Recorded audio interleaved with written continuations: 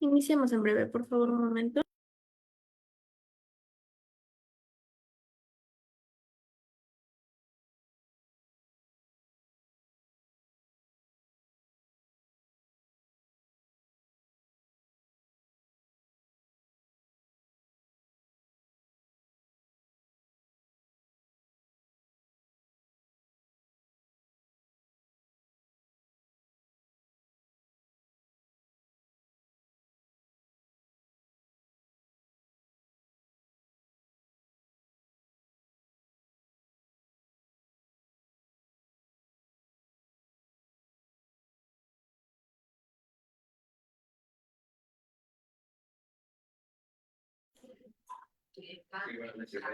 Buenas noches, doctor. ¿Me logra escuchar? ¿Me confirma, por favor?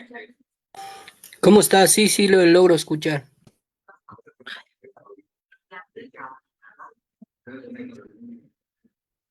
Buenas noches, estimados participantes. Les saluda María, asesora académica del Centro de Capacitación Internacional Público-Privado. Agradecidas por su participación al Diplomado de Anestesia y Analgesia Veterinaria con el módulo de Anestesia General y Equipamiento Anestésico Veterinaria, que será a cargo del doctor Henry. Asimismo, para el buen desempeño del doctor, se les recomienda, por favor, mantener cámaras y micrófonos apagados. Y para las dudas o consultas, el doctor las estará absolviendo al final de esta ponencia. Del mismo modo, si desean adquirir la clase grabada más el material de estudio más la certificación, estaré dejando mi número en el chat del Zoom. Buenas noches, doctor Henry. Le doy pase a su ponencia. ¿Cómo está? Buenas noches a todos. Entonces, hoy vamos a ver anestesia general y equipamiento anestésico veterinario. A ver si es que me ayuda. El anfitrión deshabilitó la función de compartir la pantalla, dice. ¿Podría? Ya está, doctor. Ya puede compartir. ¿Ya? A ver. Asimismo, si es que hay alguna intervención, si es que me quedo sin audio o las diapositivas dejan de proyectarse, pues háganmelo nomás saber. Ya, ahora sí se ve. Sí, doctor, sí se visualiza. Ya.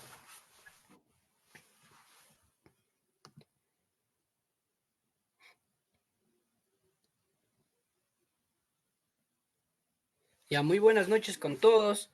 Hoy vamos a ver un tema muy crucial en la medicina veterinaria y uno de los factores más importantes y factores claves de hoy en día, la anestesia general y equipamiento anestésico en veterinaria.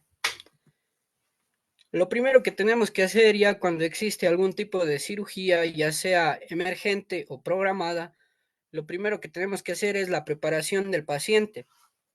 Eso se lo hace con uso de venoclisis y se debe aplicar en venas periféricas como la cefálica, la safena y intraósea en neonatos. Ahora también se puede aplicar en venas centrales como en la yugular con catéter central. Esto pueden hacerlo en serpientes, en la yugular izquierda, de igual forma en bovinos, en equinos. Entonces es muy importante saber las vías en las cuales nosotros podemos canalizar para tener una vía endovenosa. Los calibres de catéteres que podemos usar es en felinos, de acuerdo a su peso, que varía desde 2 a 5 kilogramos, se puede usar un calibre 24 para 2 kilogramos, un calibre 22 para 2 a 4 kilogramos y un calibre 20 para un felino de 5 kilogramos. Posteriormente, en bovinos y en equidos podemos usar un calibre 16 o 14. En caninos también va a depender mucho el calibre del catéter en relación a su tamaño y a su peso.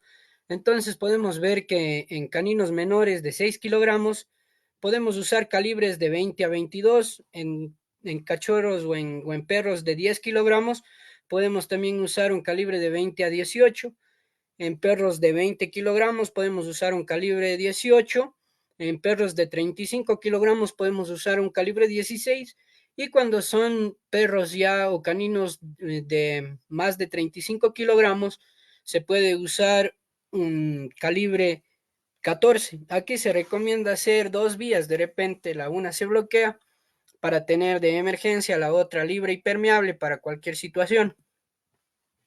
Ahora, cuando existen cirugías programadas, se puede hacer un ayuno y este ayuno puede variar. Existen literaturas que dicen que puede ser sólidos 12 horas y líquidos de 3 a 4 horas, pero esto afecta al nivel del ritmo cardíaco y puede causar complicaciones. Entonces se dice si es que ustedes pueden suministrarle una dieta blanda, el ayuno de sólidos sería 3 horas y de líquidos puede ser de 1 a 2 horas, dependiendo. Entonces eso es un factor muy clave. Ahora, si es que se sospecha de un gran volumen gástrico, se deberá administrar omeprazol, ranitidina y una intubación endotraqueal rápida e instantánea. La cabeza del paciente se debe de elevar y se ocluye el estómago mediante la aplicación del pulgar sobre el lado izquierdo del cuello y se infla rápidamente el manguito de neumotaponamiento del tubo endotraqueal. Cuando sea posible y necesario, se puede vaciar el estómago mediante una sonda orogástrica. Ahora, la fluidoterapia también acá juega un rol muy importante para nosotros poder darnos un parámetro, juega un rol muy importante.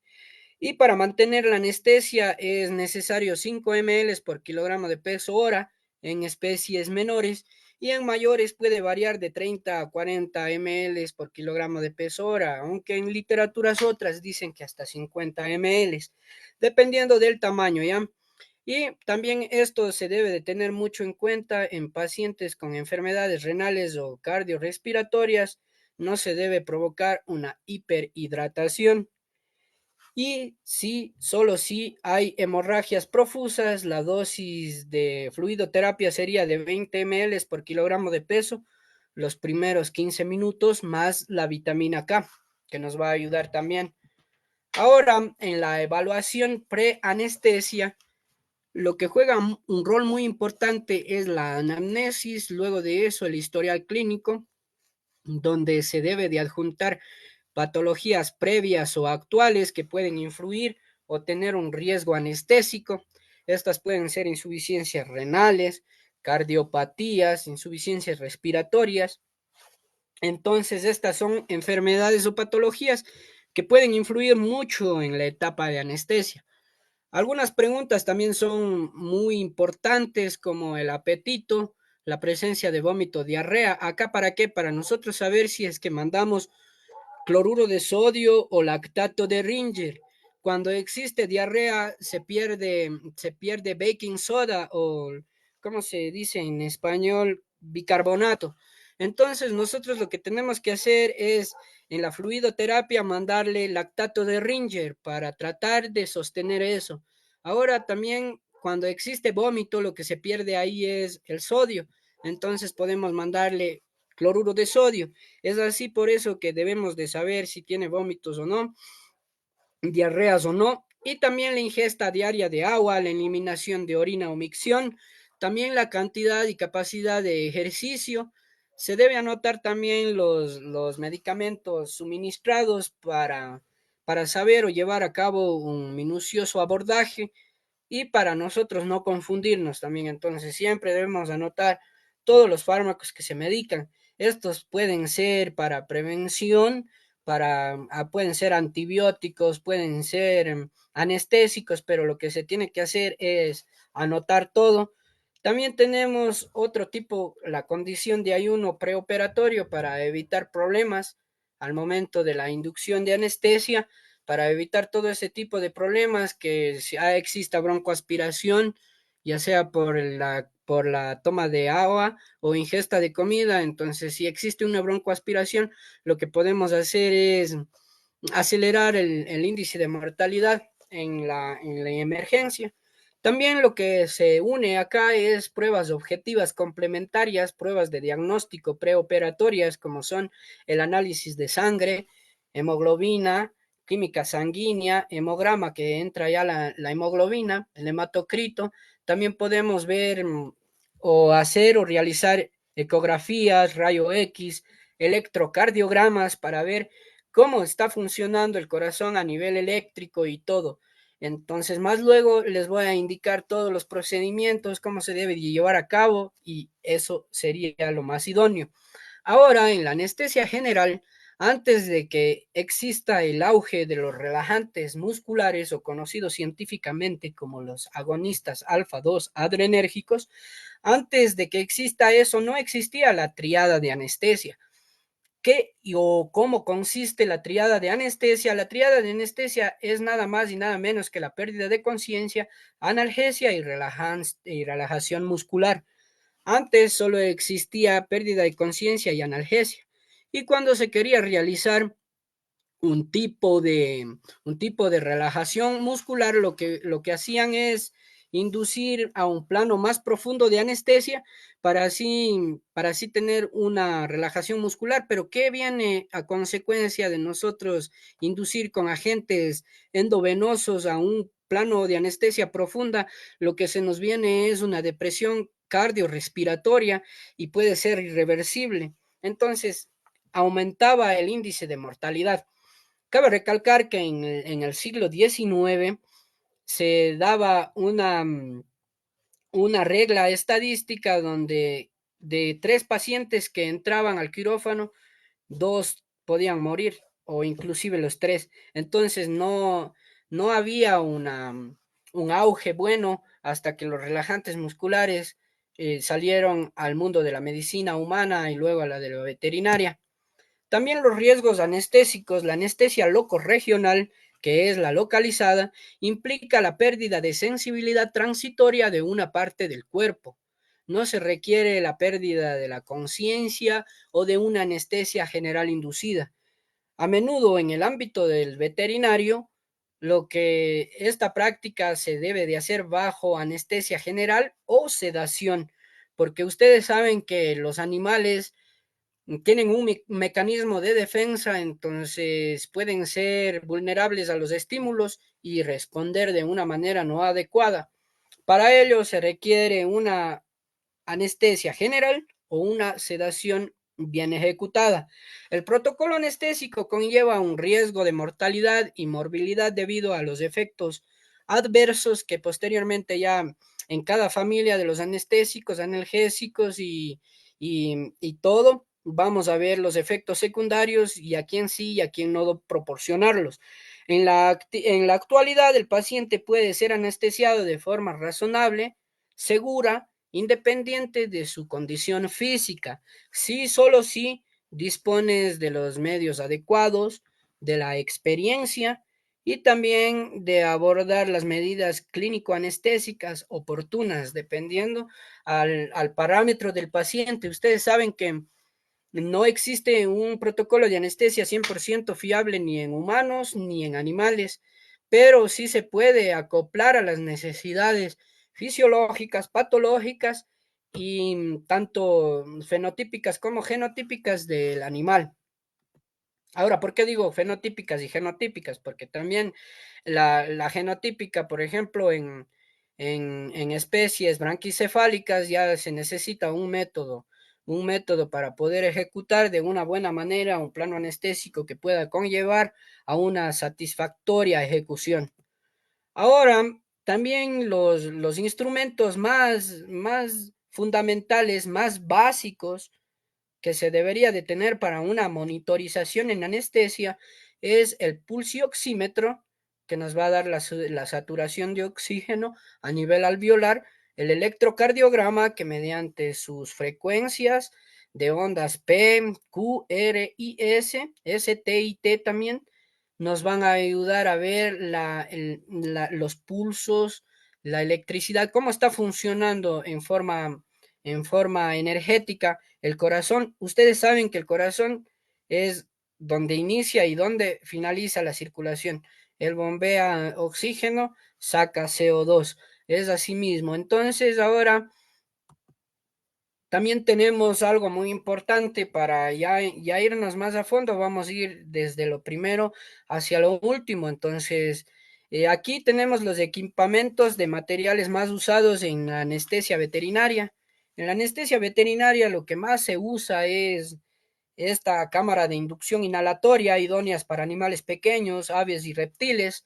También usamos estas mascarillas que son de goma adaptable para procedimientos quirúrgicos. Se puede usar para tanto inducción como mantenimiento.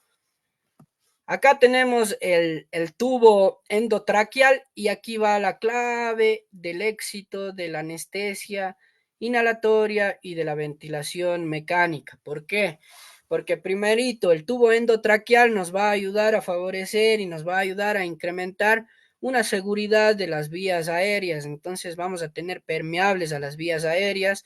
Si es que tenemos una buena ejecución y una buena elección del tubo endotraqueal, lo que vamos a hacer es potencializar los efectos de la anestesia, de la ventilación mecánica. Pero si es que ustedes no eligen el tubo idóneo, queda mal ubicado o queda muy flojo, lo que vamos a hacer es un déficit en la eficiencia del mismo. Acá tenemos un laringoscopio que se puede usar para, mm, para entubar. Se le pone de cúbito external o de forma de esfinge y se le procede a entubar a la especie que ustedes destinen. Ya luego, posteriormente, les voy a estar dando técnicas de intubación en todos los animales. Acá lo que tenemos es un ambú que proporciona ventilación manual.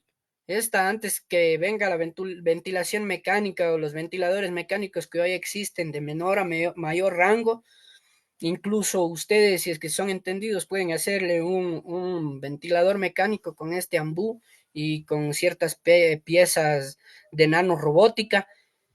Acá posteriormente también tenemos un balón reservorio que nos sirve y nos da mucha fiabilidad para confirmar si hay o no respiración, usando por medio la ventilación mecánica mediante este ambú, y esto podemos saber si es que existe o no respiración, si el paciente está respirando.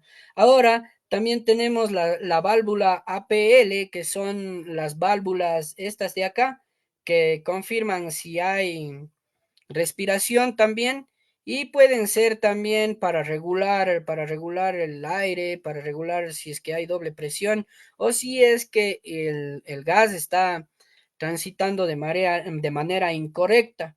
También tenemos las válvulas unidireccionales, que el flujo de gas circula en la misma dirección adecuada ya para inspiración y para expiración. Entonces eso es lo idóneo. Y aquí tenemos los filtros que sirven para filtrar todo. Y esto es hecho a base de cal. Cuando ya está muy desgastado, lo que se hace es, se torna un color oscuro y, y ahí es o indicio de que hay que cambiar. Y aquí otro tipo de usos, de aplicaciones que pueden ser conexiones, mascarillas y algunas otras materiales para el equipamiento de anestesia. Aquí tenemos una máquina de anestesia inhalatoria con ventilación mecánica. Aquí tenemos la ventilación mecánica. Aquí tenemos el balón reservorio. Acá lo que tenemos es esta máquina, es de doble uso. Tenemos para sevoflorano y isoflorano. Entonces aquí mismo se llenan los agentes inhalatorios, y posteriormente aquí hay una llavecita que pueden ir programando la concentración alveolar mínima. Eso ya más después les voy a indicar. Aquí estamos lo que estábamos hablando anteriormente.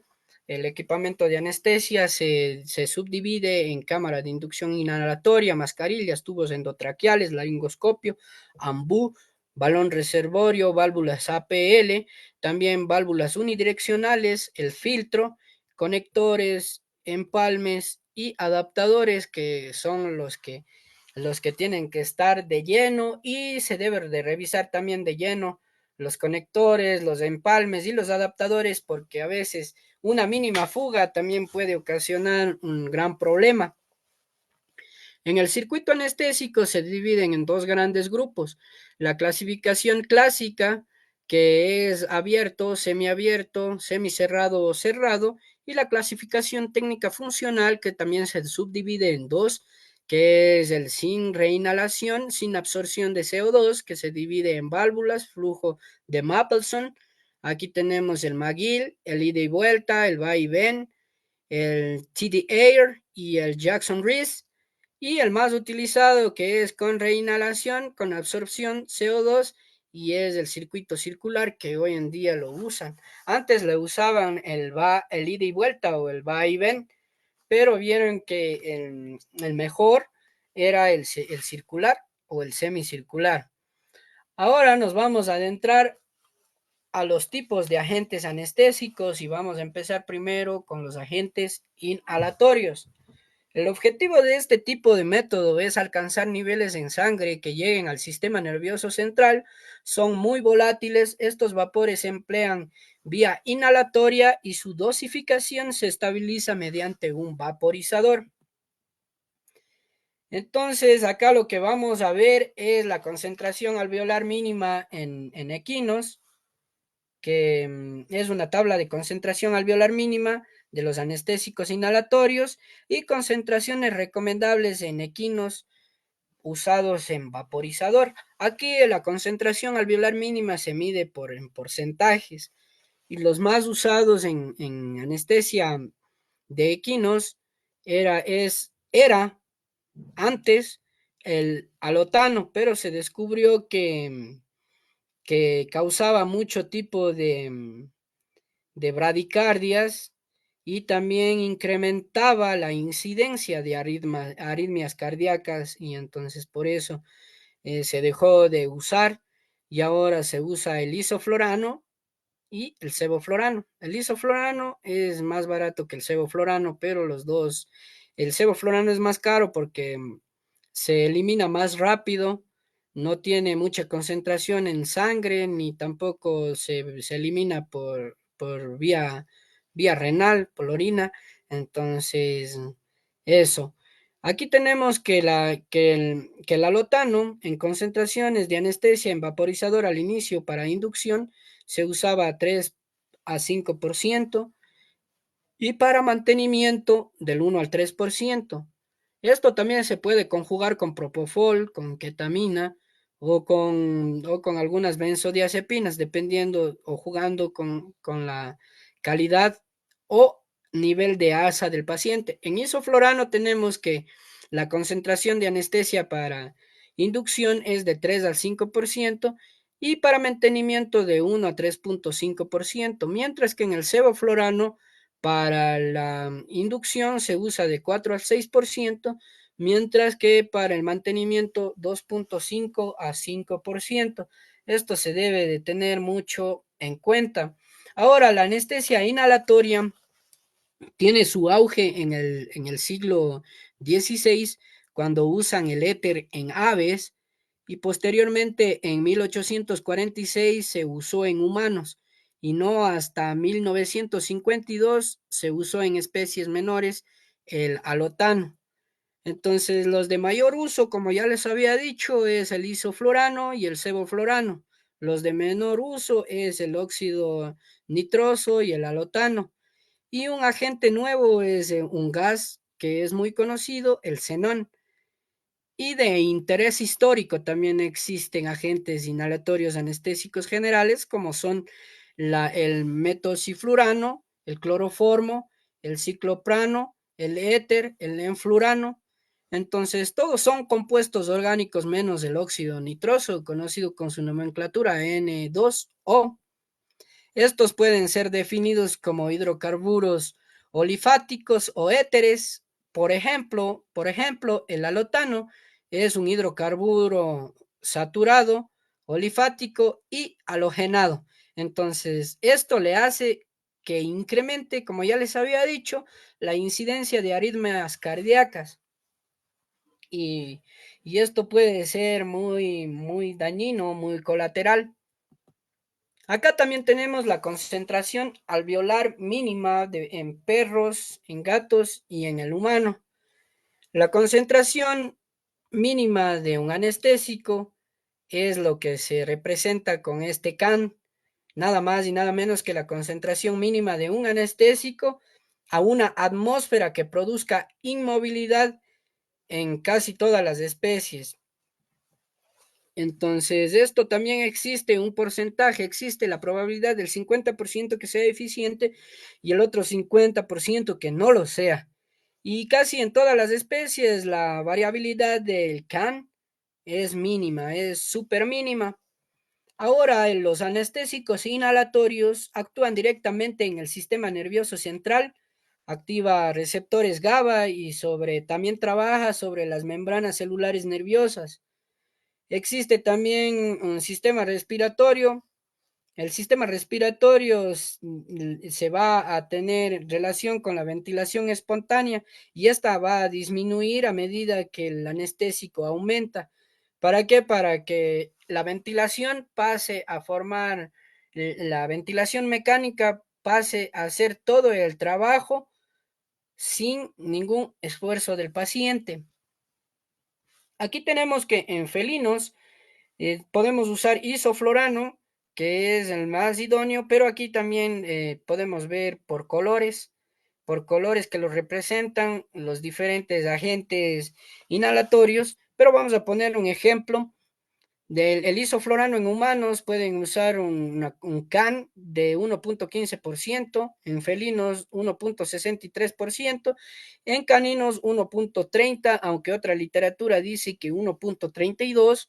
Por ejemplo, también tenemos el alotano.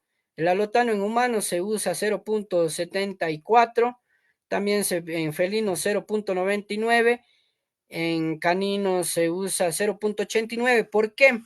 Porque como ya les había explicado, como tiende a proporcionar problemas cardíacos, entonces siempre la concentración de este agente inhalatorio va a ser mínimo. Y acá igual, el metaciflurano, por ejemplo, mire, es cuestión de nada. ¿Por qué? Porque tienen moléculas más pesadas y casi difíciles de sintetizar, o toma mucho tiempo en sintetizar, como las otras que son muy, muy fáciles de eliminación y cosas por el estilo. Ahora, también tenemos acá lo que es otra clasificación de familia que tenemos mucho en cuenta, son los opioides, que en el siglo XVIII se dio la fiebre del opio, donde empresarios ingleses empezaron a pelear con los de países occidentales, con China, por el opio, porque ellos querían el opio. ¿Para qué? Para sintetizar diferentes alcaloides que lo usan en la farmacología de la anestesia, también de la analgesia, y también en la calle usan el vicio del fentanilo, por ejemplo, de la morfina también. ¿Ya? Entonces vamos a ver los opioides. Los opioides es el grupo más importante de la analgesia veterinaria y humana, que sirve para tratar el dolor moderado e intenso. Es usado en la fase de premedicación junto con agentes sedantes o ansiolíticos. También usados en anestesia multimodal preventiva para tratar de llevar a cabo un abordaje perfecto. Ahora, los efectos secundarios de los opioides pueden variar. Puede ir desde depresión respiratoria, bradicardias, hipertermia, excitabilidad, atonía ruminal, diarrea o estreñimiento, y eso serían los efectos secundarios. Pero como ustedes saben que todo existe un pro y un contra, el antídoto para los opioides o el antagónico para los opioides es la naloxona. Un claro ejemplo, en las calles de New York existe mucho la fiebre del fentanilo. Entonces es tan drástica esta situación que los policías, los federales, llevan naloxona intranasal para cuando los ven tumbados en el suelo, proporcionar el antídoto y se puedan ir a otro lugar. Ahora, en estos fármacos tenemos el fentanilo, el remifentanilo, el tramadol, la morfina, el butorfanol y la buprenorfina. Estos son los opioides más principales que existen en el mundo de la farmacología y usados en veterinaria. El fentanilo podemos usar en caninos de 2 a 5 microgramos por kilogramo de peso intravenoso, en felinos de 1 a 2 microgramos por kilogramo de peso, de igual forma intravenoso, y en equinos de 5 miligramos por kilogramo de peso. El remifentanilo, del mismo modo, podemos usar en caninos de 0.2 a 1 miligramo por kilogramo de peso vía intramuscular o subcutánea y de 0.05 a 0.4 miligramos por kilogramo de peso vía endovenosa. En felinos se puede usar en un rango o a razón del 0.2 a 0.5 miligramos por kilogramo de peso, ya sea intramuscular o subcutánea, y en equinos de 0.20 microgramos por kilogramo peso por minuto en infusión o en bolos que se puede usar en anestesia aditiva.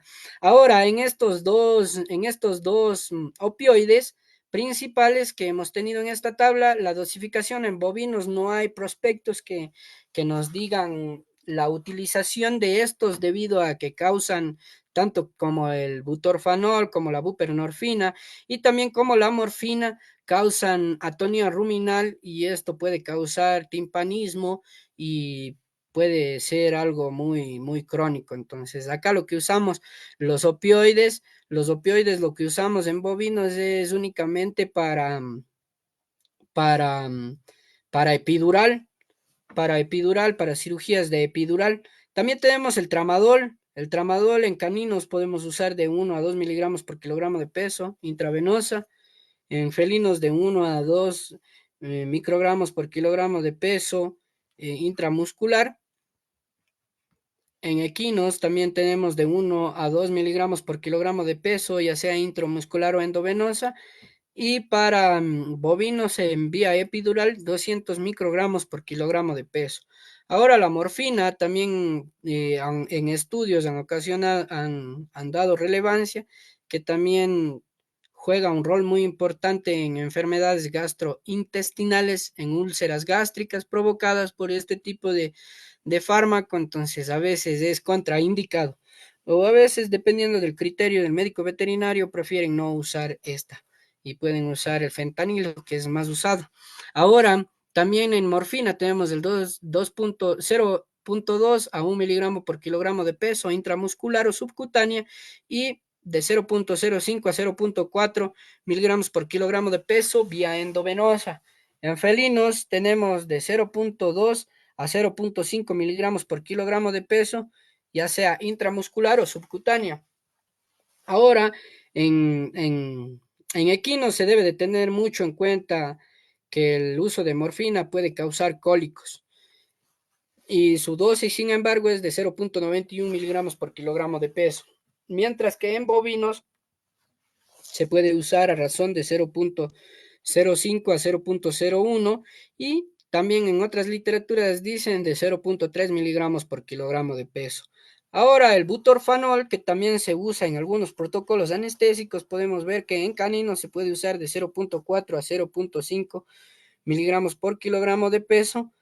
Y también podemos ver acá en felinos de 0.2 a 0.8 miligramos por kilogramo de peso cada 6 horas vía intramuscular o subcutánea. En cambio acá puede ser cada 4 horas, dependiendo del rango de necesidad para tener una analgesia adecuada en el paciente, de acuerdo al grado de severidad de la emergencia. Ahora también tenemos en equinos, el butorfanol se puede usar de 0.2 miligramos por kilogramo de peso intravenosa o intramuscular cada 8 horas. Y también se puede usar en anestesia también.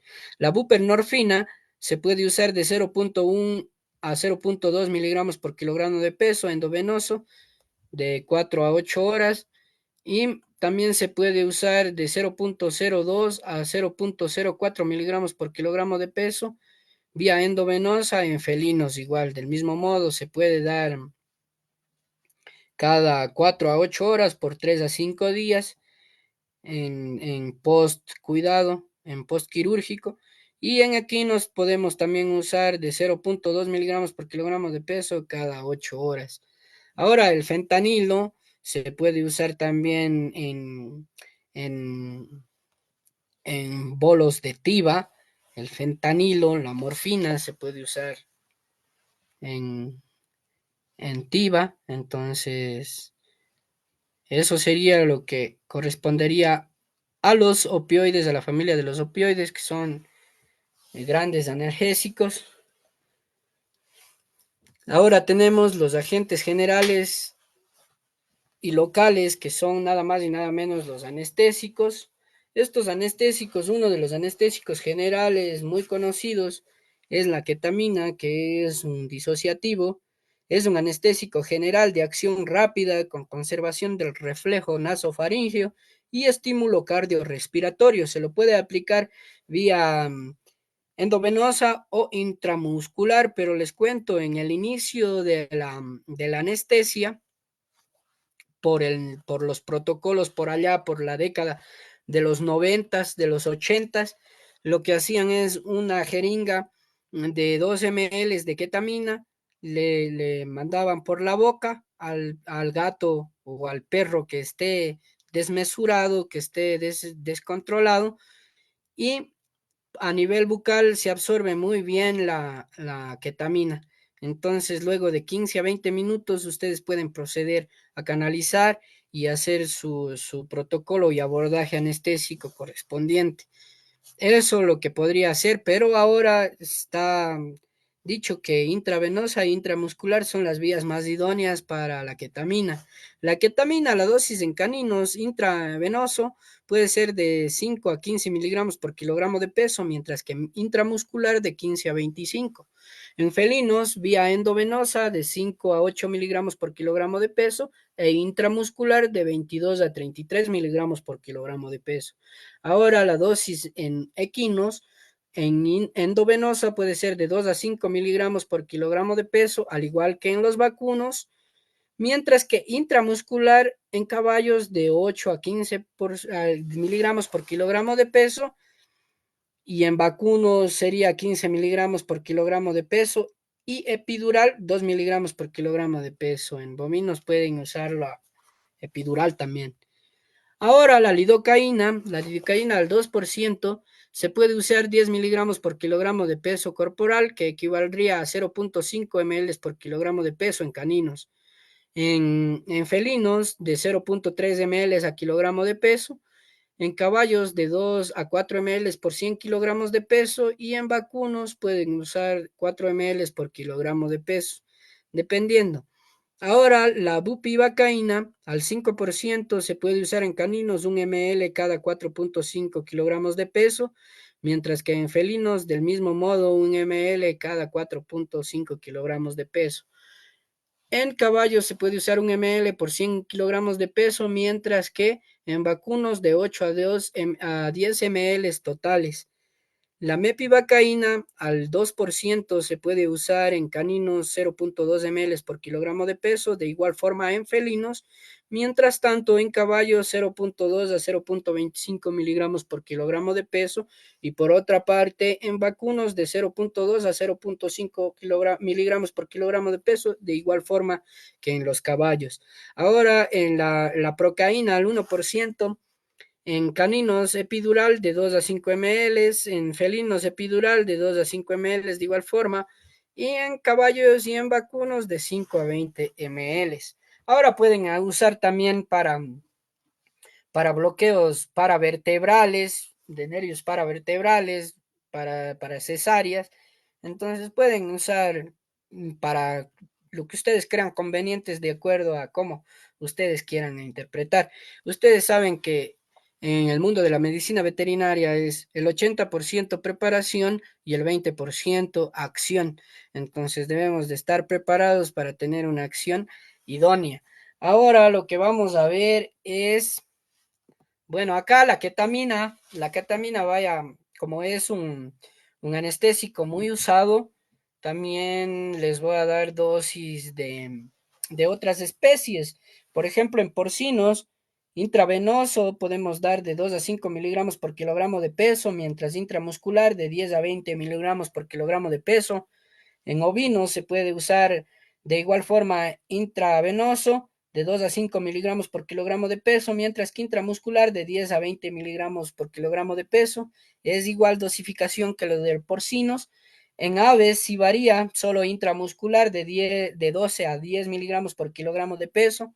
En conejos también intramuscular de 20 a 40 miligramos por kilogramo de peso. Y en primates intravenoso de 2 a 5 miligramos por kilogramo de peso, mientras que intramuscular de 5 a 20 miligramos por kilogramo de peso.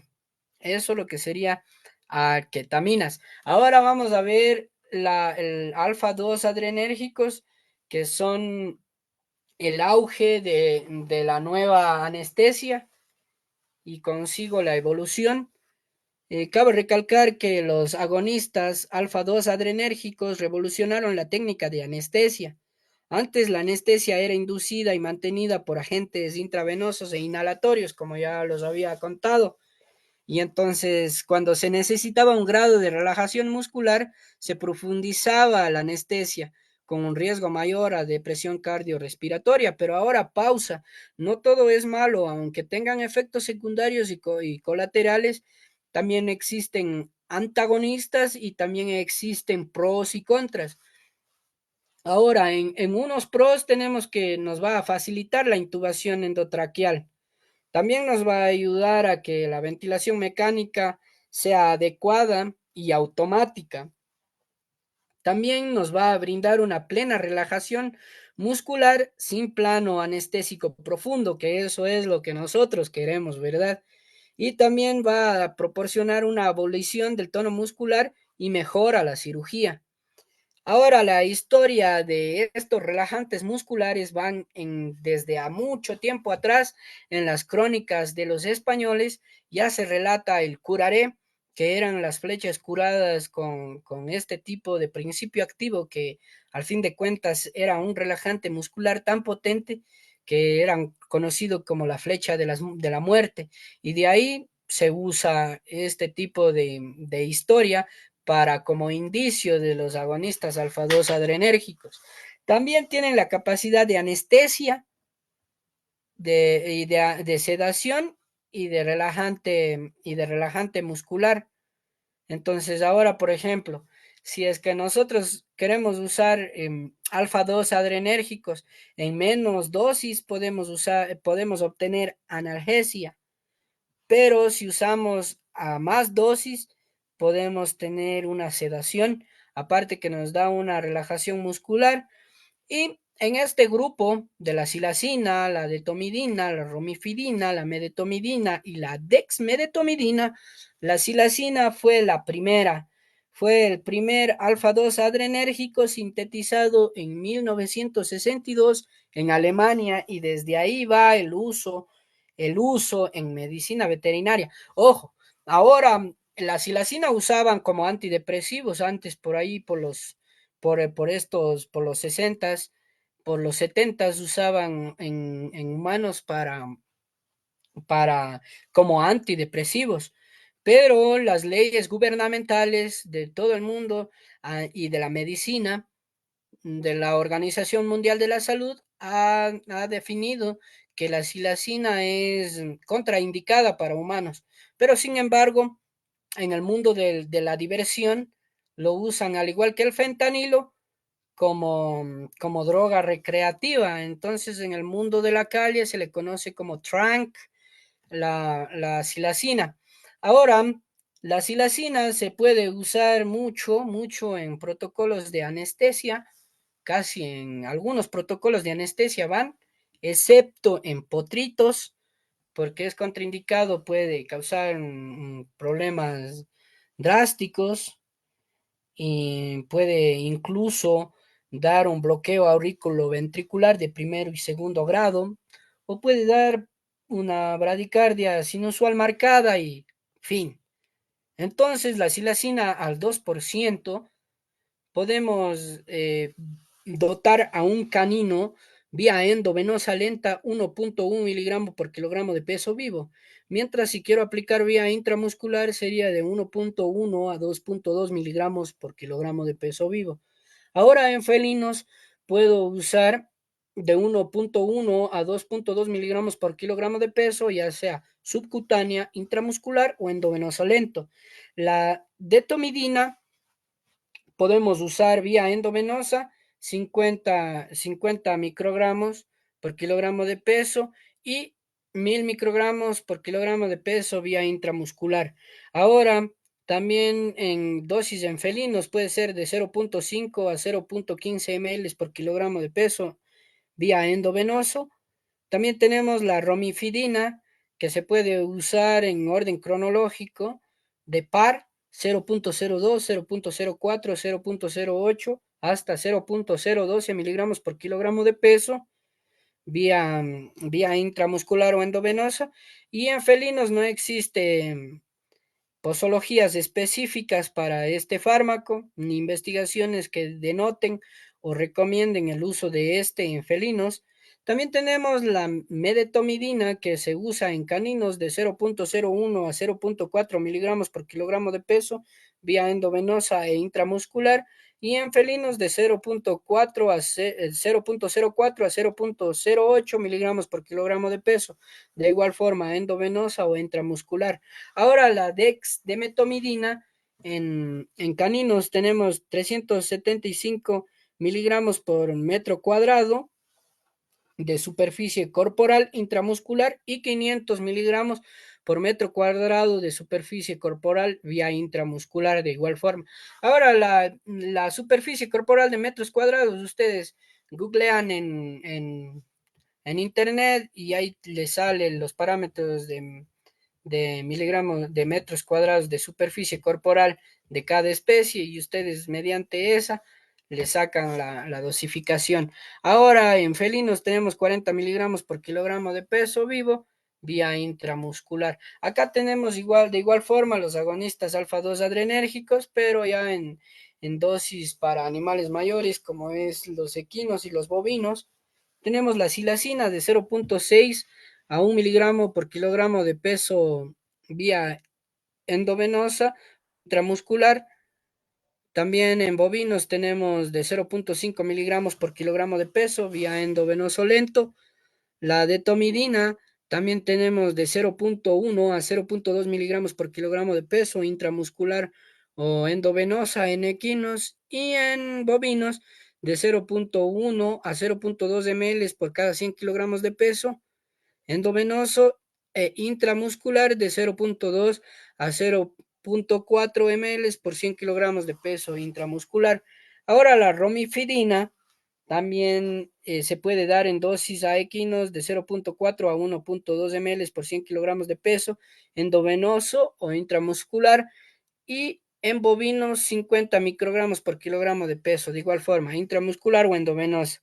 La medetomidina también se usa en 1.2 a 4.7 ml por 100 kilogramos de peso, intramuscular o endovenoso, y en bovinos 5 microgramos por kilogramo de peso igual, intramuscular o endovenoso. La dexmedetomidina también en equinos se puede dosificar de 3 a 5 microgramos por kilogramo de peso intramuscular, mientras que en bovinos de 3 microgramos por kilogramo de peso intramuscular de igual forma. Ahora, aquí tenemos también antagonistas alfa 2 adrenérgicos. Los más usados es la tolazolina, que es un antagónico de la sedación inducida por silacina, que se le puede dosificar o se le puede proporcionar una dosis, ya sea el doble o el triple de la dosis que aplicaron de silacina. O en los fármacos existe la posología, que puede ser también de gran ayuda. Ahora, también tenemos otro antídoto o antagonista, que es la iombina. Esta se puede usar de 0.1.11 miligramos por kilogramo de peso en perros y 0.1 miligramos por kilogramo de peso en gatos, y nos va a ayudar a inhibir los efectos de los agonistas alfa 2 adrenérgicos. Entonces, existen agonistas y los antagonistas son los que reinvierten la acción de los agonistas. o el antídoto, por así decirlo. Entonces, la yombina puede causar hipertensión transitoria, excitación del sistema nervioso, salivación.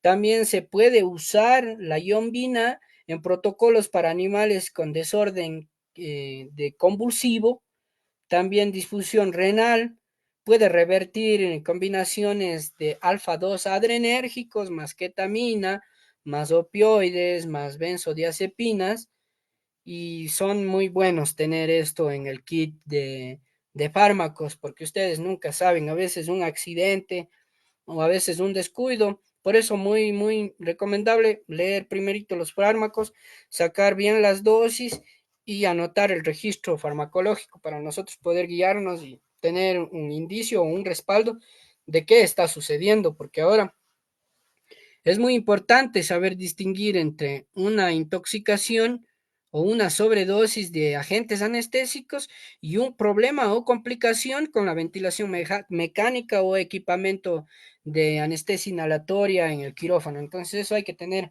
mucho cuidado. Ahora los efectos secundarios de los agonistas alfa-2 adrenérgicos o como la silacina, la detomidina, la romifidina, la medetomidina y la dexmedetomidina, puede causar bradicardia inusual marcada en los primeros 30 minutos de cirugía, puesto las dosis puede causar una bradicardia inusual marcada. También puede haber un incremento transitorio de la presión arterial. También puede haber un efecto secundario de bloqueo auriculoventricular de primero y segundo grado y puede haber una depresión respiratoria leve. Y por último, también se puede existir hiperglucemia, que es el incremento del nivel de glucosa en la sangre. Y es muy peligroso, entonces, eso, en pacientes diabéticos, mucho cuidado con los relajantes musculares.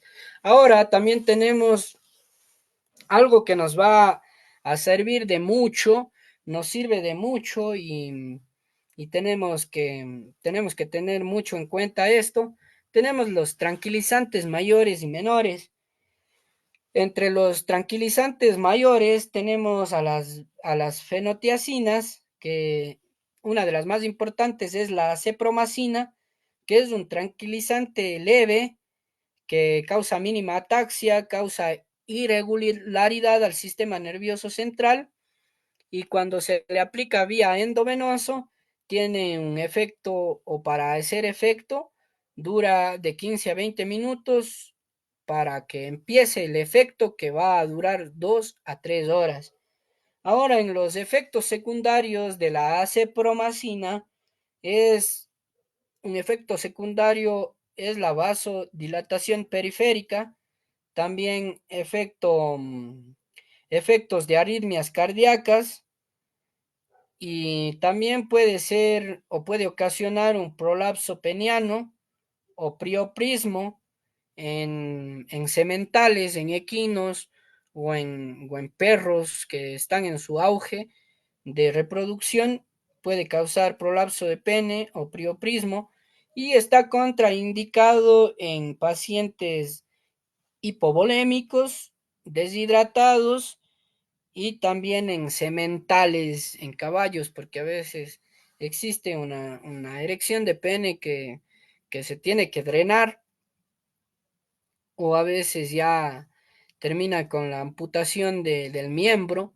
dependiendo. Entonces se debe de tener mucho cuidado este aspecto muy importante y muy primordial.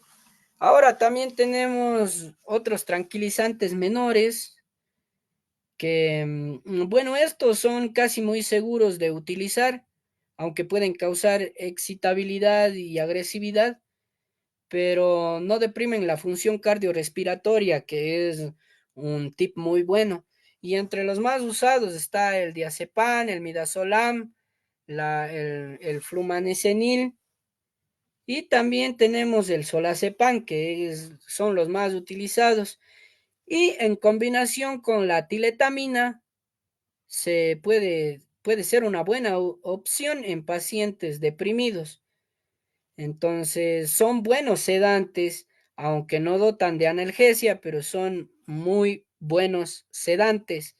Ahora, El flumacenilo es el antagónico de las benzodiazepinas y se debe de tener muy en cuenta esto. Ahora, ustedes dicen cómo bajo el efecto paradójico del diazepam o del midazolam.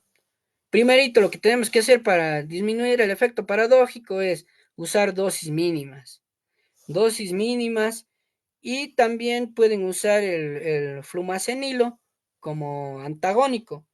En perros pueden usar de 0,01 a 0,02 miligramos por kilogramo de peso, mientras que en gatos 0,1, de igual forma que los perros, y 0,02 miligramos por kilogramo de peso. Esto es muy esencial. La acepromacina se puede usar vía endovenosa. Nosotros usamos en anestesia aditiva cono de acepromacina y mezclamos silacina, ketamina, dependiendo del abordaje, ¿ya?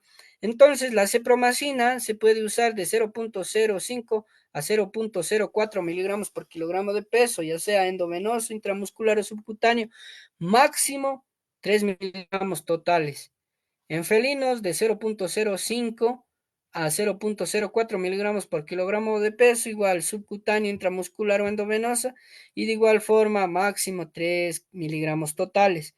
En el diazepam podemos usar de 0,2 a 0,5 miligramos por kilogramo de peso, ya sea subcutáneo o endovenoso, máximo 10 miligramos totales, en felinos de igual forma.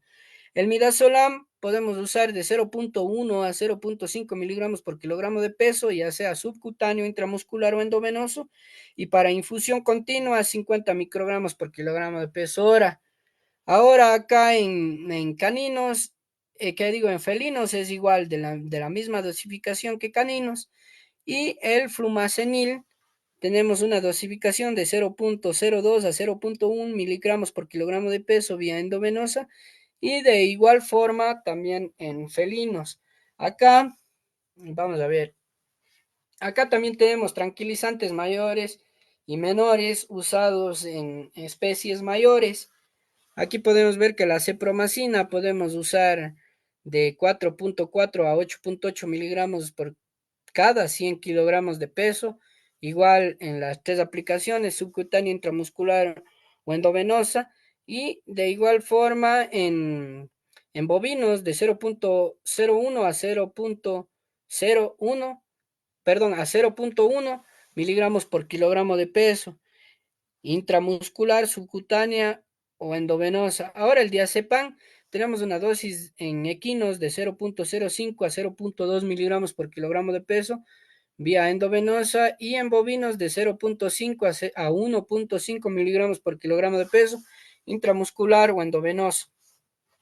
El midazolam, 1 miligramo por kilogramo de peso intramuscular en equinos, mientras que en bovinos del mismo procedimiento y de la misma dosificación.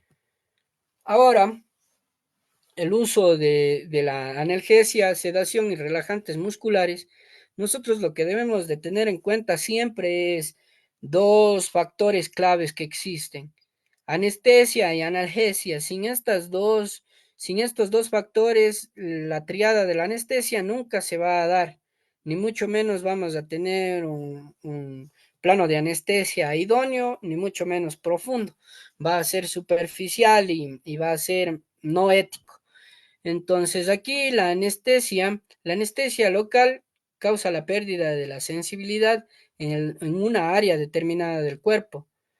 La anestesia regional causa la pérdida de sensibilidad de una parte del cuerpo y la anestesia general causa una pérdida total de la sensibilidad, conciencia y el sentido y se siente como un sueño muy profundo del que tal vez exista la probabilidad de nunca volver a despertar. Ahora, en analgesia, la analgesia es la disminución de la sensibilidad y estímulos dolorosos con conservación de los táctiles y puede ser local o general. Ahora, los relajantes musculares o conocidos como agonistas alfa-2 adrenérgicos, como ya les conté sus características, sus efectos secundarios y su importancia en el mundo de la anestesia, son buenos sedantes, relajantes musculares y también causan una buena analgesia y pertenece, como ya habíamos dicho, a la silacina, la detomidina, la romifidina, la medetomidina y la dexmedetomidina. Entonces, estos son muy importantes para nosotros usar. Podemos usar esta familia farmacológica como sedantes y como analgésicos. Sedantes, dosis bajas, analgésicos, dosis altas. Obviamente, dentro del rango predisponido por la posología de cada fármaco. Ahora, aquí, ¿qué tengo que yo monitorizar al paciente anestesiado? Primerito tenemos que monitorizar dos sistemas, sistema circulatorio y sistema respiratorio. Vamos primero por el sistema circulatorio. El sistema circulatorio está formado por un sistema cardiovascular que consta por el corazón y conductos que circulan la sangre y por el sistema linfático, conductos y estructuras por donde circula la linfa. El sistema cardiovascular tiene una doble circulación, una que irriga los pulmones y otra para todas las partes del cuerpo, y ambos tienen su origen y su fin en el corazón. En- y esto es lo que se encarga de mantener la sangre en constante movimiento, es el corazón. El corazón es la máquina que propulsa a seguir viviendo prácticamente, porque una falla en el corazón sistema, sí, una falla cardiorrespiratoria y chao. Ahora también tenemos el sistema respiratorio. El sistema respiratorio es el que nos ayuda a conducir el aire inspirado con oxígeno a través de las vías respiratorias superficiales para que en los pulmones se dé el intercambio gaseoso, perdón, oxígeno-sangre y en su etapa de exhalado expulsa del cuerpo CO2 fuera.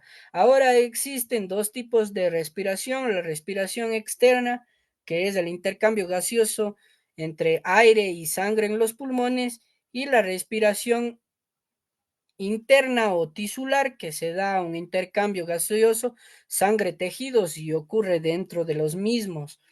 El sistema respiratorio de los mamíferos está constituido, ustedes deben de saberlo muy bien, por nariz, cavidad nasal, senos paranasales, faringe, laringe, tráquea, bronquios, bronquiolos, alvéolos pulmonares y cavidad torácica. Ahora, en los reptiles, los pulmones de los reptiles son muy pequeños debido a que no respiran tanto como los mamíferos. Y aparte de eso, los reptiles tienen mayor concentración de red blood concentration, que es los glóbulos rojos, más que los mamíferos, y esto ayuda a que en la sangre en sí exista un almacenamiento de oxígeno y puedan aprovechar el oxígeno ya sea del agua o también de la superficie. Ahora en serpientes también es muy eficiente el sistema respiratorio en serpientes, debido a que funciona aun cuando el animal está invernando. Una serpiente puede invernar por meses, en lugares no aptos para sobrevivir, pueden durar por meses invernando. Y entonces, del mismo modo, pueden pasar meses sin respirar, sin dar una actividad de respiración, pero como tienen ya almacenado en su sangre o su sangre tiene más concentración de glóbulos rojos, van a tener un almacenamiento de oxígeno predisponente y esto les hace una verdaderas supervivientes en algunos lugares recónditos del mundo. Y como ustedes saben, una ley de Charles Darwin dice que en la naturaleza sobrevive el más fuerte. Ahora, en la monitorización en anestesia, tenemos tres parámetros muy fundamentales que podemos reconocer alteraciones de las constantes fisiológicas, primerito.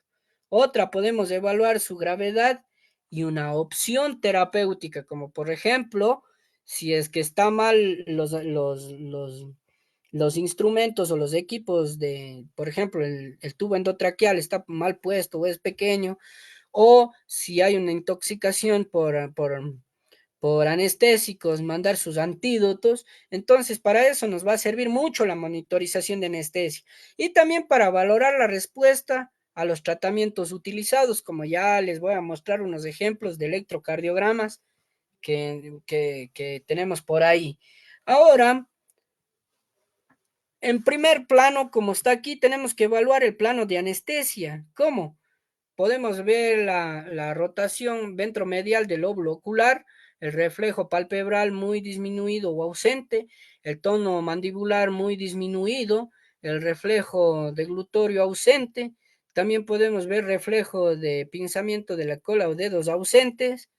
Y en la evaluación respiratoria podemos ver también si es que está o no saturando el oxígeno, podemos ver un color de mucosas rosadas, pero si es que no hubiera una correcta oxigenación, se tornarían azuladas o moradas. Ahora, ¿cómo también puedo monitorizar el sistema respiratorio?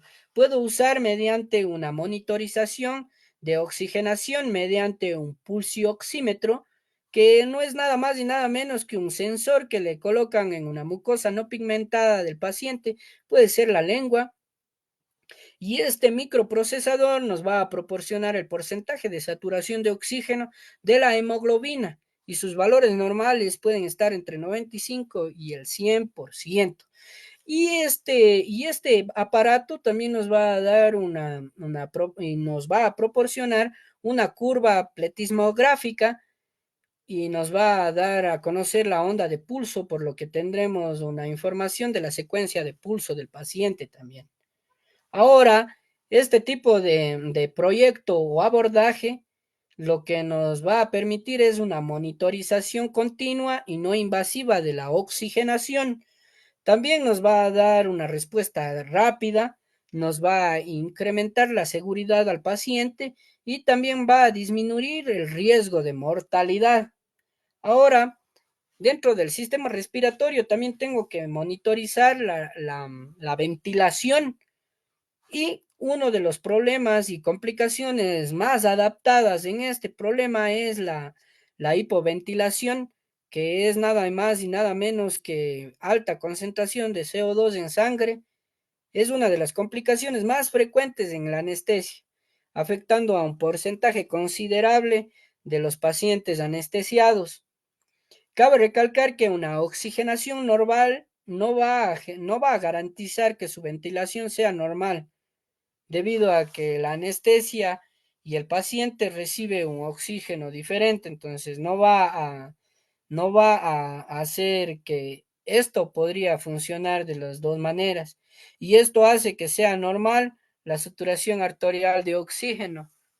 Ahora, también podemos ver que la monitorización al paciente puede ser cualitativa. ¿Cómo? Podemos observar si respira o no primerito. Ahora también podemos mirar los movimientos torácicos o del balón de circuito de anestesia. Y también se puede auscultar con un estetoscopio, un fonendoscopio, los sonidos respiratorios, donde nos darán a conocer la frecuencia respiratoria y patrones respiratorios que esto nos van a tener, o sea, en vigilancia, y vamos a estar más tranquilos para poder nosotros estar también en plenitud en el área de la cirugía. Ahora también existe monitorización cuantitativa. Aquí se usa un equipo que se llama el espirómetro, que es nada más y nada menos el que analiza el volumen de gas inspirado por el paciente en cada respiración.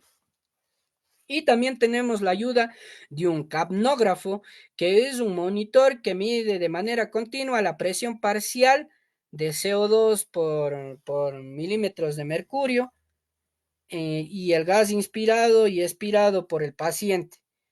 Durante la inspiración llega a cero la máquina, y de luego la expiración aumenta rápidamente hasta llegar a una fase donde los valores normales son de 35 a 45 miligramos de mercurio.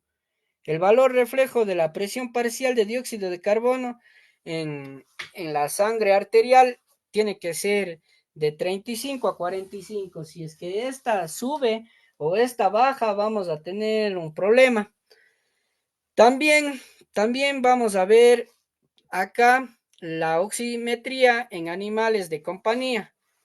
La oximetría de pulso es un método no invasivo para medir saturación de oxígeno de la hemoglobina, y esta nos va también a dar un soporte adecuado. Aquí tenemos que el 98% es normal. Cuando existe menos del 95% es hipoxemia. Cuando existe menos del 90% es hipoxemia grave. Y cuando existe menos del 75% se da una hipoxemia muy grave y que puede ser muy drástica. Aquí podemos ver cómo podemos sacar estos parámetros. Pueden ponerlo en la lengua o en alguna mucosa no pigmentada para así estar bien seguros. Ahora, aquí tenemos la ventilación mecánica por presión positiva intermitente. Esta incrementa los niveles de hormona antidiurética y minimiza la producción de factores nutriuréticos que favorecen a la retención de líquidos. Por otra parte, se ha notado una disminución del flujo sanguíneo portal, lo cual puede disminuir la tasa metabólica de algunos fármacos. Ahora, ¿cuándo podemos nosotros usar la ventilación mecánica? Cuando exista algún tipo de cirugía grave o cuando necesite el paciente una ayuda necesaria. Ahora, la ventilación mecánica puede causar lesiones. A nivel pulmonar puede causar lesión pulmonar inducida por el ventilador, neumonía asociada al ventilador, neumotórax, asincrónica del paciente ventilador, oclusión del tubo endotraqueal y también toxicidad por oxígeno y necrosis de la tráquea. Aquí esto debemos de tener mucho cuidado, el necrosis de la tráquea debido a la inflada del balón de neumotaponamiento. Se puede usar una fuerza no máxima de 25 milímetros de mercurio para que no cause necrosis y pueda ser de una manera adecuada llevada el procedimiento. También acá tenemos extrapulmonares, que pueden ser úlceras orales, úlceras cornales, debido a que aquí es muy, muy importante usar lirios o lágrimas artificiales, más que todo en gatos, porque los gatos nunca van a cerrar los ojos, nunca se van a dormir. También úlceras por decúbito, atrofia muscular, edema periférico, y también pueden causar daño a nervios periféricos y etcétera. Pero esto ya cuando están en ventilación mecánica en UCI por mucho tiempo. Ahora también el monitoreo de la frecuencia cardíaca y ritmo cardíaco. La misión es verificar que exista una buena circulación y consiga una buena perfusión de los tejidos. Se puede palpar el pulso periférico midiendo la presión arterial y un electrocardiograma. Aquí tenemos unas constantes fisiológicas que les pueden servir. Por ejemplo, tenemos temperatura en bovinos que varía de 38 a 39, en equinos de 37 a 38 grados centígrados, en ovinos de 38 a 40, en caprinos de igual forma de 38 a 40 grados centígrados, en gatos de 38 a 39.5 grados centígrados, en caninos de 37 a 5.5 a 38.5 grados centígrados, en porcinos de 38 a 39.5 grados centígrados, en conejos 38.5 a 39.5 grados centígrados y en aves de 40 a 43 grados centígrados. Ahora la frecuencia cardíaca, por ejemplo, en bovinos tenemos de 60 a 80 latidos por minuto, en caprinos tenemos de 70 a 130 latidos por minuto, en caninos de 60 a 120 latidos por minuto y en aves de 120 a 300 latidos por minuto. Estamos sacando ejemplos, pero aquí hay demás especies. En frecuencia respiratoria por minuto tenemos en bovinos de 10 a 30 respiraciones por minuto. Acá en caprinos de 12 a 20 respiraciones por minuto. En caninos de 10 a 30 respiraciones por minuto. En conejos de 50 a 60 respiraciones por minuto. Y en aves de 12 a 36 respiraciones por minuto. Aquí también tenemos un parámetro muy importante que es la gestación, la etapa de gestación, el tiempo de gestación.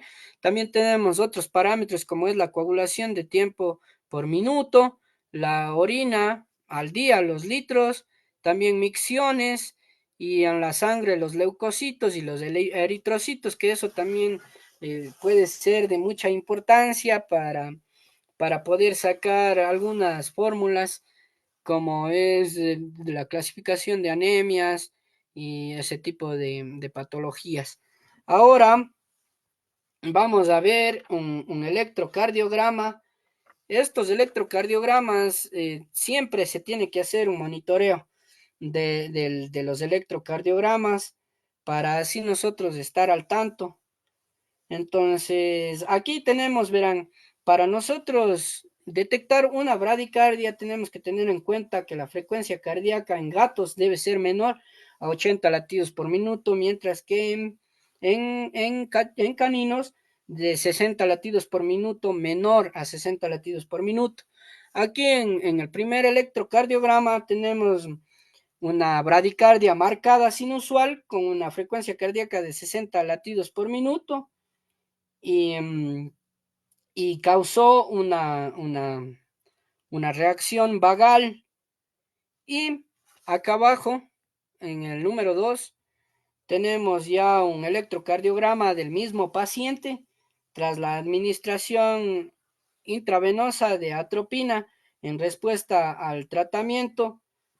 Vemos cómo aumentó la frecuencia cardíaca a 180 latidos por minuto. Entonces, es muy importante saber o tener este tipo de interpretaciones o este tipo de monitorización en el campo de la anestesia para nosotros ver qué está pasando. Entonces, tal vez tuvo una depresión por los fármacos usados y se le mandó atropina intravenosa y de lo que estaba en una frecuencia cardíaca menor a 60 latidos por minuto, incrementó a una frecuencia cardíaca mayor a 180 latidos por minuto. Aquí también tenemos lo que es el capnógrafo, y la monitorización del mismo.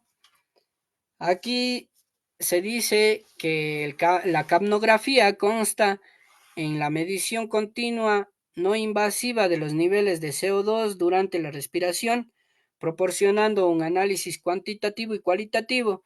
De otro modo, la capnometría nos da un resultado cuantitativo y nos indica la tensión o concentración de CO2 en el gas expirado durante el ciclo respiratorio. El EtCO2 es la concentración máxima de dióxido de carbono expirado durante un ciclo respiratorio. Entonces, de aquí, esta nomenclatura no es nada más y nada menos que la concentración máxima de dióxido de carbono expirado durante un ciclo de respiración. Ahora, aquí, ¿qué tenemos aquí? En esta capnometría de acá, tenemos que de un perro de 50 kilogramos que se lo indució y se lo mantuvo con sevoflorano en un circuito circular, presenta una buena meseta, pero en la fase inspiratoria no llega a cero, ¿sí ven? Aquí en la flecha roja, no llega a cero. Entonces nosotros tenemos que ponernos a pensar, ¿qué puede ser? Entonces podemos decir, puede ser por las válvulas que no pueden funcionar de un buen modo o de un modo correcto. Entonces lo que se tiene que hacer es volver a intubar o ver si las válvulas están de una manera correcta haciendo su trabajo. Acá tenemos un capnograma normal, ¿sí ven? ¿Cómo es? Pero acá ya tenemos un capnograma. Bueno, este es una capnografía de un gato al que se le estaba haciendo un lavado broncoalveolar. Comenzó con una onda capnográfica normal, pero, pero se desencadenó en un aumento del ángulo alfa y la elevación de la meseta, a lo que se le conoce en el mundo de la monitorización médica como aleta de tiburón. Si ven las flechitas verdes, estas flechas verdes, entonces el valor de la capnografía, aunque no se observa en la imagen, tenía 35 milímetros de mercurio, estaba normal. Entonces podría ser por un problema de broncoespasmo, obstrucción parcial del tubo endotraqueal o enfisema, y entonces se introdujo una sonda para expirar el tubo endotraqueal y se volvió a entubar en este caso para tener una capnograma normal. Acá, acá tenemos de un perro con complejos ventriculares de forma ancha que se ve en la flecha amarilla y precedidos de una onda P que vemos en el círculo de amarillo. Entonces, esto provocaba un ritmo sinusual con bloqueo de la rama auriculoventricular. Sí se puede apreciar, ¿verdad? Entonces, esto se debe de tener mucho en cuenta cómo analizar, cómo interpretar. Cabe recalcar que algunos electrocardiogramas son muy difíciles de interpretar. Son muy difíciles de interpretar y vamos a recorrer o recurrir a la ayuda de un cardiólogo o de una persona especializada. Pero sin embargo, si ustedes lo ponen en práctica, nada es difícil. Ahora, también vamos a ver la identificación de signos de compromiso cardiovascular y respiratorio y acciones correctivas. Tienen que tener mucho en cuenta que la clínica de la Sociedad de Anestesiología de Chile evalúa todas las parciales preoperatorias y se dice que cuando existe una clasificación de ASA número 1 en pacientes sanos, existe del 0 al 0.3% de mortalidad que pueda morir. Cuando tiene ASA 2 que tenga una enfermedad sistémica leve o moderada, sin limitación funcional, existe una probabilidad de mortalidad del 0.3 al 1.4%. Si existe en ASA 3 una enfermedad sistémica moderada, severa o con limitación funcional, existe un porcentaje de mortalidad de 1.8 a 5.4%. En ASA 4, cuando es una enfermedad sistémica severa con riesgo vital constante, puede haber un índice de mortalidad o un porcentaje de 7.8 a 25.9%.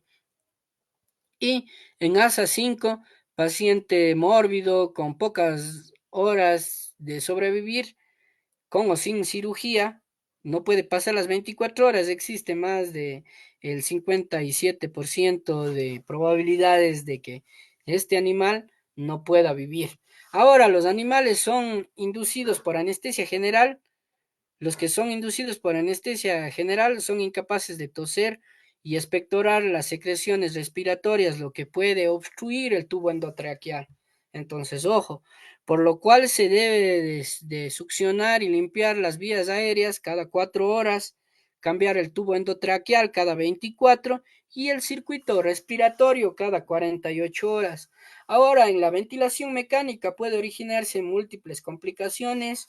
Las complicaciones agudas más importantes son problemas mecánicos, como ya les había dicho, fallos de la fuente de gas o del respirador, problemas de las tubuladuras, error en la programación del respirador y sus alarmas, problemas en las vías aéreas, por ejemplo, desconexión, extubación, manipulación del tubo endotraqueal, fuga, lesiones en el ala de la nariz, obstrucción del tubo endotraqueal por acodadura o secreciones, intubación branquial selectiva, broncoespasmos, estridor post-extubación.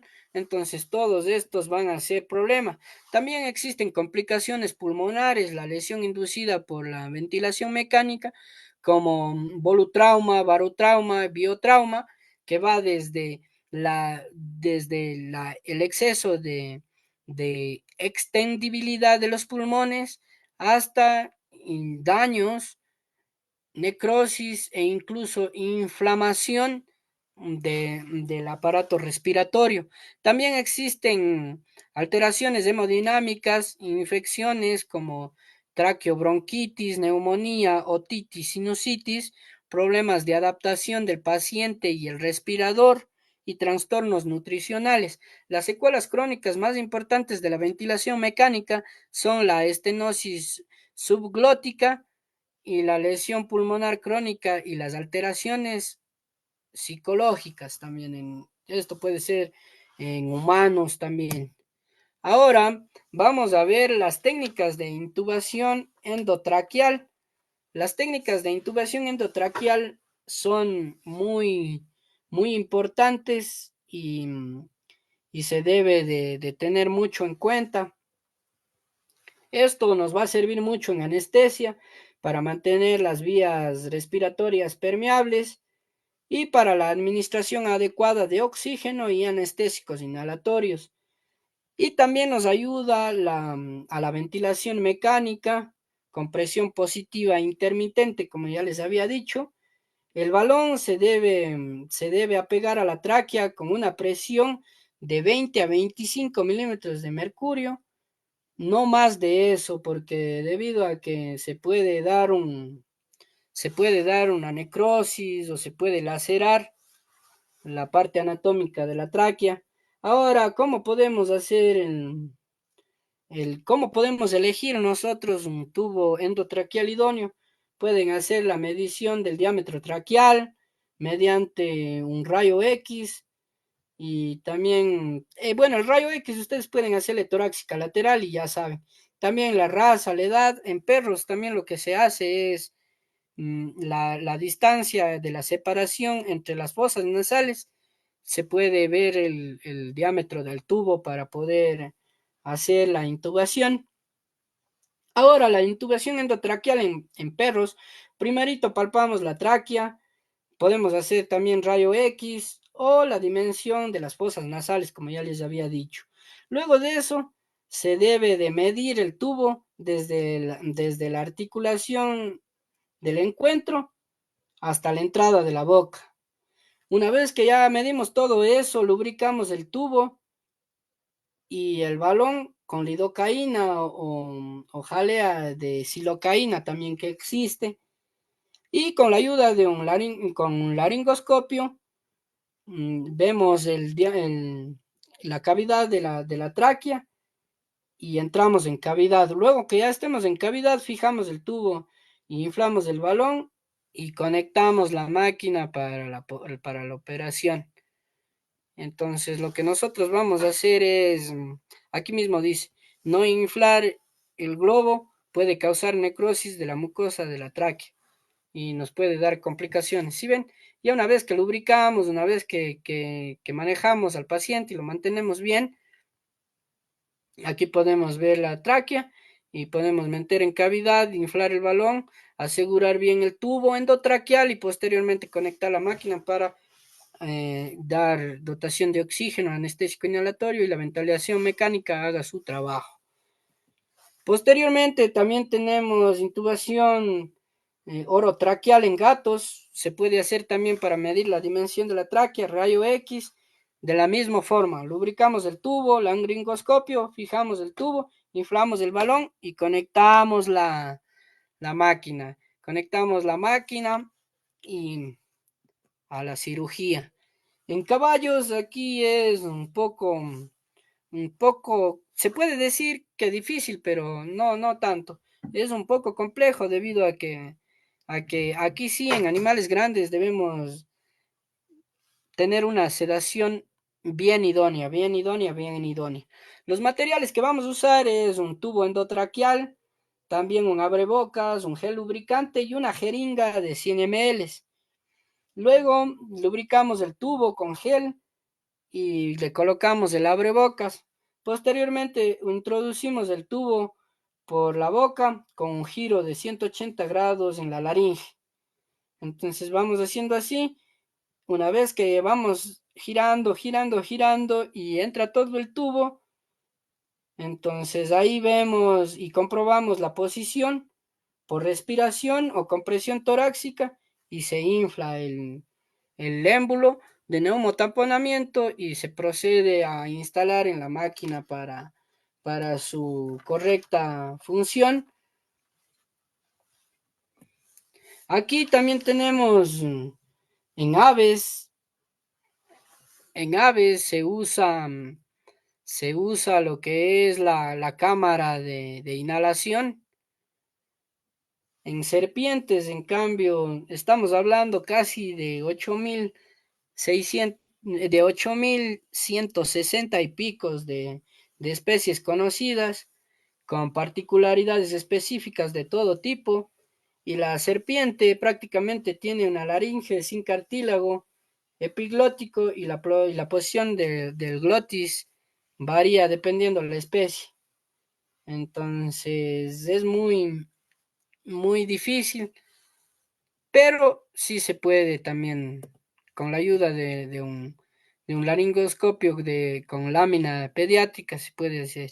Ahora en aves, mascarillas que adaptables a su capacidad anatómica o también este tipo de celditas. Ahora, en conejos, la intubación endotraqueal en pequeños mamíferos es una técnica a ciegas, no es importante el uso del laringoscopio. La intubación se da mediante la visualización directa del glotis y también existe un dispositivo llamado Beagle que es para pequeños mamíferos adaptables a su anatomía. Es el de aquí. Pueden usar en Orictolago cuniculum, que es el conejo, y también en cobayos. También se usa este Beagle, que es para erizos, también se puede usar. Es como un tubo endotraqueal que es hecho específicamente para la anatomía de estos pequeños mamíferos. Entonces ustedes con el simple hecho de mandar va a encajar como una pieza de Lego. Perfecto. Ahora también tenemos la anestesia intraoperatoria, que es nada más y nada menos que la inhibición de estímulos nociceptivos durante la cirugía y es factible para el bienestar de los pacientes, reducir la intensidad del dolor postoperatorio y disminuir los requerimientos anestésicos. Aquí podemos ver algunos tipos de fármacos como la metadona, que es un agonista muy puro y posible, antagonista del dimetil de aspartato, que se puede usar en perros y en gatos a una dosis de 0.1 a 0.5 miligramos por kilogramo de peso, ya sea endovenoso, subcutáneo o intramuscular, y puede durar de 4 a 6 horas. Y en goteo, en TIVA pueden usar de 0.1 a 0.2 miligramos por kilogramo de peso. La morfina en perros pueden usar de 0.2 a 2 miligramos por kilogramo de peso intramuscular y vía endovenosa de 0.05 a 0.4 miligramos por kilogramo de peso. En gatos, de igual forma que en perros, 0.05 a 0.2 en intramuscular o subcutánea y en bolos o en goteo pueden usar en perros 0.12 a 0.34 miligramos por kilogramo de peso hora y en gatos 0.05 a 0.1 miligramos por kilogramo de peso hora y dura de 2 a 6 horas el efecto. Ahora el fentanilo también es un agonista muy puro que en perros y en gatos un bolo de carga de 2 a 5 microgramos por kilogramo de peso endovenoso y intraoperatorio de 6 a 40 microgramos por kilogramo de peso hora intravenosa y postoperatorio 1 a 5 miligramos por kilogramo de peso vía endovenoso. Puede durar el bolo puede de carga de 20 a 30 minutos.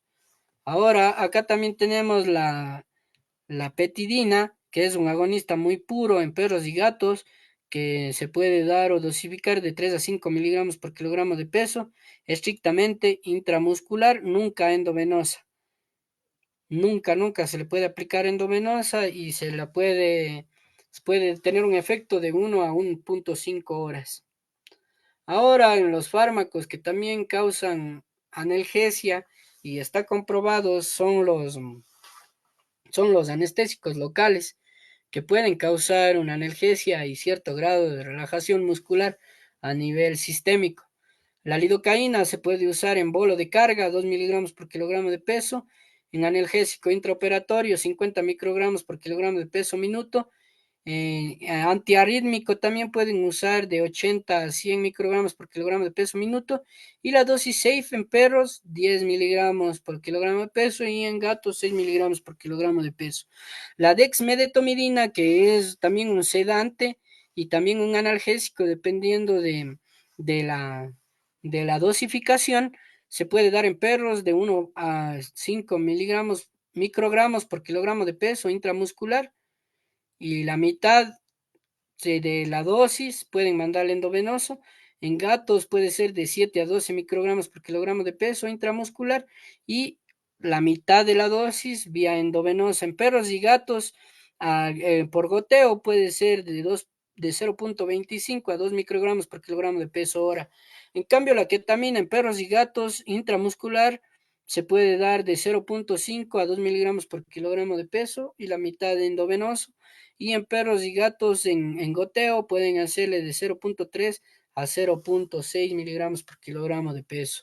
Ahora también la analgesia postoperatoria es muy importante para aliviar el dolor, y médicos han dado sus estudios y han dado su relevancia, que pueden usar, de acuerdo a la gravedad del caso, pueden usar AINES, antiinflamatorios no esteroideos, y también pueden usar opiáceos, puede ser fentanilo o morfina, que postoperatorio también le pueden aplicar. Entonces, los más usados son el acetil salicílico, el ketoprofeno, el carprofeno, el meloxicam, el simicopsin y el firocopsin. También el fluniximab y el meloxicam son los más usados en animales mayores, y en animales menores se puede usar todos estos, menos menos en cesáreas, porque cuando nosotros aplicamos AINES en cesárea, lo que vamos a hacer es, cuando también existen algunos anestésicos que se eliminan por la leche, entonces lo que vamos a hacer es inhibir el efecto total del calostro, donde van a haber inmunoglobulinas. Entonces lo que nosotros vamos a hacer es bajar la potencia de la calidad, y eso es lo que nos va a tener mucho en controversia, y de ahí en adelante pueden usarlo. También en animales de ganadería sostenible, con leche, también pueden tener algún tipo de contraindicaciones, por ejemplo, retiros y todo, entonces tienen que saber cuál suministrar y cuál no. Y aquí les dejo muchas bibliografías para que ustedes se puedan también actualizar en casa, en sus tiempos libres, puedan leerlo. Ahora,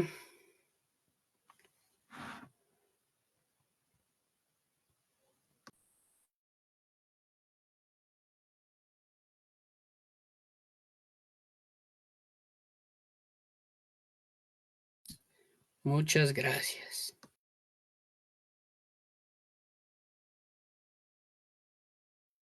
Gracias a usted, doctor.